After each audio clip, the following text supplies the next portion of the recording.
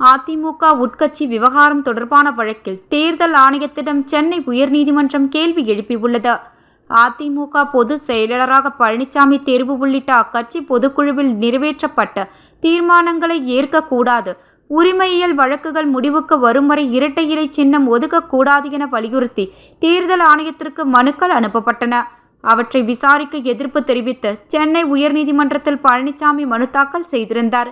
இந்த வழக்கு விசாரித்த உயர்நீதிமன்றம் தேர்தல் சின்னங்கள் ஒதுக்கீடு சட்டத்தின் கீழ் உட்கட்சி விவகாரம் குறித்து விசாரிக்க தேர்தல் ஆணையத்திற்கு அதிகார வரம்பு உள்ளதா என கேள்வி எழுப்பியதுடன் இது தொடர்பாக ஆரம்பகட்ட விசாரணை நடத்தும்படி ஆணையத்திற்கு உத்தரவிட்டிருந்தது. இந்த உத்தரவை உயர்நீதிமன்றம் பிறப்பித்து 7 வாரங்கள் கடந்த பின்பும் அதிகார வரம்பு குறித்து இதுவரை தேர்தல் ஆணையம் எந்த முடிவும் எடுக்கவில்லை. எனவே ஆரம்பகட்ட விசாரணைக்கு கால வரம்பு நிர்ணயிக்க பழனிசாமி தரப்பில் புதிய மனு தாக்கல் செய்யப்பட்டு உள்ளது. இந்த மனு நீதிபதிகள் ஆர். சுப்பிரமணியன், கே. சுரேந்தர் அமர்வில் விசாரணைக்கு வந்தது. அப்போது தேர்தல் ஆணைய வழக்கறிஞரிடம் அதிமுக உட்கட்சி விவகாரம் தொடர்பான விசாரணை குறித்து எப்போது உத்தரவு பிறப்பிக்கப்படும் என்று கேள்வி எழுப்பிய நீதிபதிகள் தேர்தல் ஆணையத்தில் கேட்டு பதிலளிக்க உத்தரவிட்டனர். வழக்கு விசாரணையை ஜூலை 4ஆம் தேதிக்கு ஒத்திவைத்தனர்.